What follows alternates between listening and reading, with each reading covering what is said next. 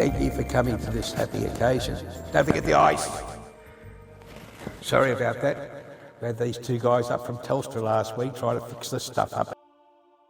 Nobody should be crying, they should be joyful, because we've all had a great life. Gee, the service up here is fantastic, let me tell you. Nice glass of scotch. Oh, I've had a wonderful life. And let's have a little look.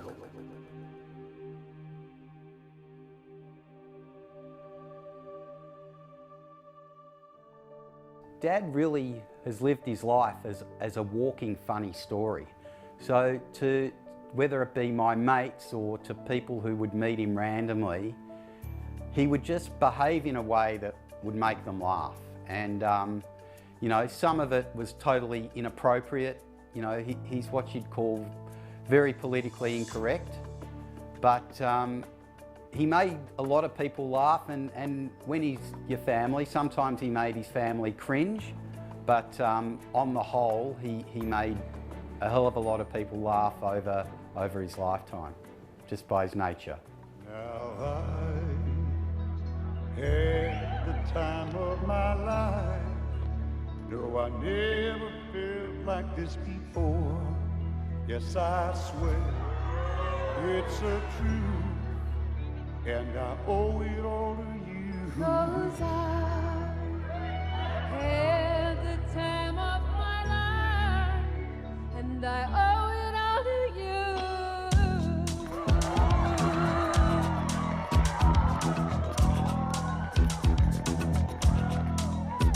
I've been waiting for so long. Now I finally found someone to stand by me. We saw the writing on the wall as we felt this magical fantasy. Now with passion in our eyes, there's no way we could disguise it secretly. So we take each other's hand, 'cause we seem to understand the urgency. I think he gets this from me. Just remember, You're the one thing I can't get enough of. so I'll tell you something. This could be Love because Well, when I think about the best things about Dad, I have to mention two. Without a doubt, firstly, the fact that he'd never been to university and had real limited education. However, he was always able to get by, make a great living, and was a real people person. He possesses people skills like envied by 95% of the community, and that was a real credit to him, and that's what made Ron. His people skills felt whatever lack of formal education that Dad had. Secondly, Dad's acceptance of who I am, despite how he might have wanted me to come out ironically, how I might have what he wanted me to turn out to be, you know, that straight married chef. I actually didn't do that, and I'm grateful for the total support and love that Dad's always shown me and to Stuart. And I love you, Dad, and I love you for that, and thank you. Mwah. Well, there's a story that my grandmother used to recount quite regularly about Dad, who was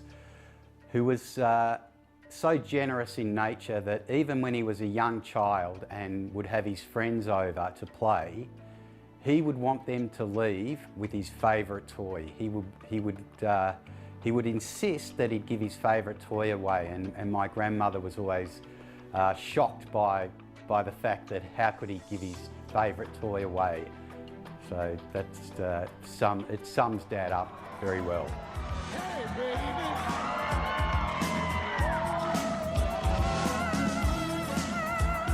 Oh, yeah. with my body and soul, I want you more than you'll ever know. So we'll just let it go. Don't be afraid to lose control. No. Yes, I know it's on your mind when you say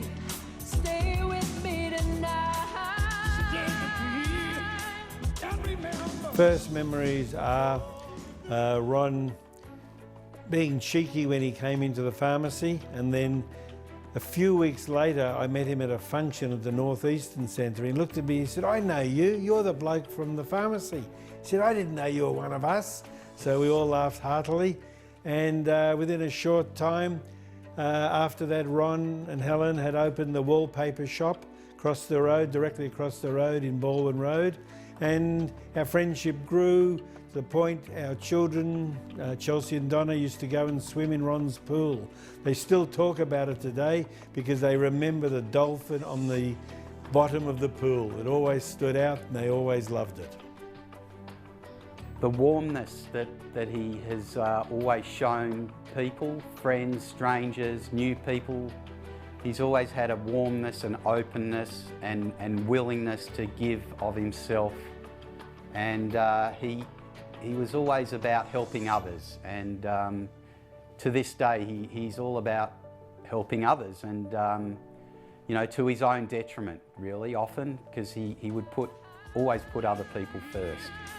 And remember, you're the one thing I can't get enough of. So I'll tell you something. This could be love because Sit down.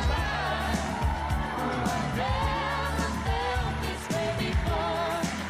This I swear, it's so true, and I owe it all to you, 'cause I had the time of my life, and I searched through every open door, till I found the truth, and I owe it all to you.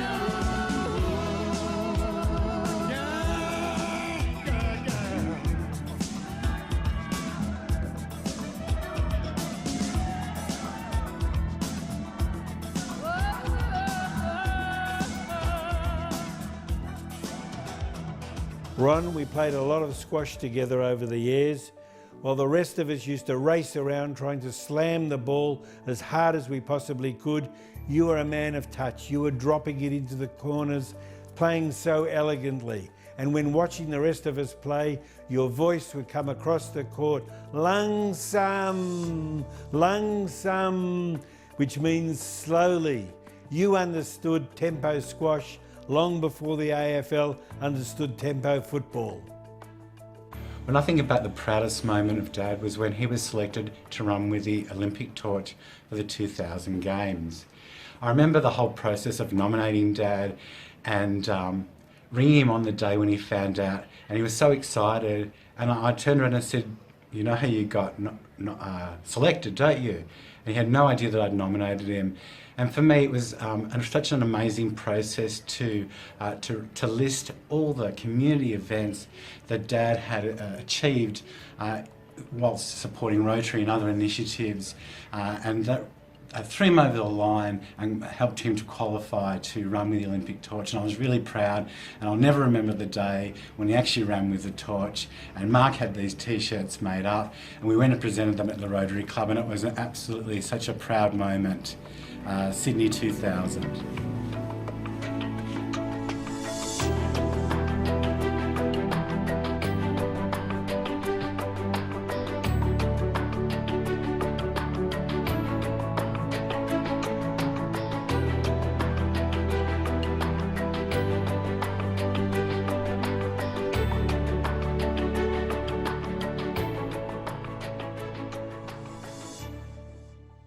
I don't think anyone will ever remember you for being the you know, an old bloke. You're just a young at heart soul who's never really grown up, and you've behaved that way from right to your, you know, later years. And we're really proud of you. Yes, I had a wonderful life. Still very busy. I'm going to get fitted for a pair of wings. And my mum is waiting for a game of rummy tiles. Telstra, God. Once again, thank you all for coming, and thank you for being my friends. I hope to see you soon, but not too soon.